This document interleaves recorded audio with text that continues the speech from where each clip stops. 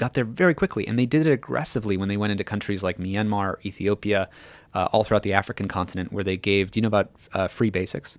No. So this is the program that I think has gotten something like 700 million accounts onto Facebook, where they do a deal with like a telecommunications provider, like their version of AT&T in Myanmar or something. So when you get your smartphone, it comes Facebook's built in. Facebook's built in. Yes, I do know about that. And there's a asymmetry of access where it's free to access Facebook, but it costs money to do the other things. So for the data plan. So you get a free Facebook account. Facebook is the internet, basically, because it's the free thing you can do on your phone. And then we know that there's fake information that's being spread there. So the data doesn't apply to Facebook use? Yeah, I think like the cost, like you know how we pay for data here? Like I think you don't pay for Facebook, but you do pay for all the other things, which creates an asymmetry where of course you're going to use Facebook for most things. Right. So you have Facebook Messenger. Yeah. And video WhatsApp. Calls. Yeah. Yeah. WhatsApp. I don't know exactly with video because different levels Facebook of has video calls as well, In right? general, they do. Yeah. I just don't know how that works in the developing world. But there's a joke within Facebook where, I mean, this has caused genocides, right? So in Myanmar, which is in the film, the Rohingya Muslim minority group, many Rohingya were persecuted and murdered because of fake information spread by the government on Facebook using their asymmetric knowledge with fake accounts. I mean, even just a couple weeks ago, Facebook took down a network of, I think, several 100,000 fake accounts in Myanmar. And they didn't even have at the time more than something like 4 or 5 people in their extended Facebook network who even spoke the language of that country. Oh, God. So when you realize that this is like I think of like the Iraq War Colin Powell Pottery Barn rule, where like, you know, if you go in and you break it, then you are responsible for fixing it. This is Facebook actively doing deals to go into Ethiopia, to go into Myanmar, to go into the Philippines or whatever, and providing these solutions. And then it breaks the society. And they're now in a position where they have to fix it. There's actually a joke within Facebook that if you want to know which countries will be, quote unquote, at risk in 2 years from now, look at which ones have Facebook Free Basics. Jesus. And that's terrifying that they do that and they don't have very many people that even speak the language. So there's no way they're going to be able to filter it. That's right. And so now if you take it back, I know we were talking outside about the congressional hearing and Jack Dorsey and the questions from the senator about, are you taking down the content from the Ayatollahs or from the Chinese Xinjiang province about the Uyghurs?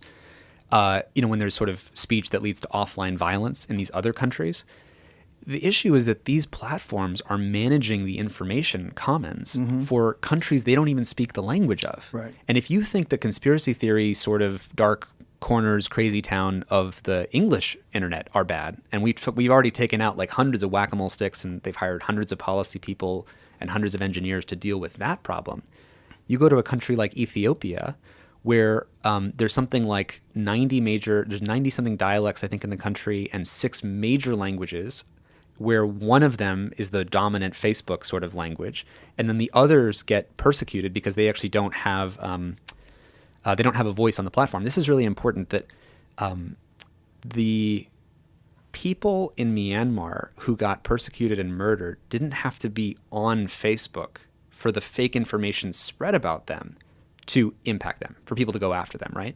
So this is the whole, I can assert something about this minority group. That minority group isn't on Facebook, but if it manipulates the dominant culture to go, we have to go kill them, then they can go do it. And the same thing has happened, you know, in India, where there's videos uploaded about, hey, those Muslims, I think they're called flesh killings, where they'll say that these Muslims killed this cow, and in is it Hinduism? The cows are sacred. Did I get that right? Anyway, I believe you did. Yeah. They will post those. They'll go viral on WhatsApp and say, we have to go lynch those Muslims because they killed the sacred cows. And they went from something like 5 of those happening per year to now hundreds of those happening per year because of fake news being spread, again, on Facebook about them, on WhatsApp about them. And again, they don't have to be on the platform for this to happen to them, right? So this is critical that, you know, imagine you and I let's imagine all of your listeners, you know, I don't even know how many you have, like tens of millions, right? And we all listen to this conversation. We say, we don't want to even use Facebook and Twitter or YouTube. We all still, if you live in the US, still live in a country that everyone else will vote based on everything that they're seeing on these platforms. If you zoom out to the global context, all of us we don't use Facebook in Brazil, but if Brazil, which was heavily the last election was skewed by Facebook and WhatsApp, where something like 87% of people saw at least one of the major fake news stories about Bolsonaro, and he got elected, and you have people in Brazil chanting Facebook, Facebook when he wins, and then he sets a new policy to wipe out the Amazon. All of us don't have to be on Facebook to be affected by a leader that wipes out the Amazon and accelerates climate change timelines because of those interconnected effects. So, we at the Center for Humane Technology are looking at this from a global perspective, where it's not just the U.S. election. Facebook manages something like 80 elections per year. And if you think that they're doing all the monitoring that they are for, English-speaking American election, most privileged society, now look at the hundreds of other countries that they're operating in. Do you think that they're devoting the same resources to the other countries?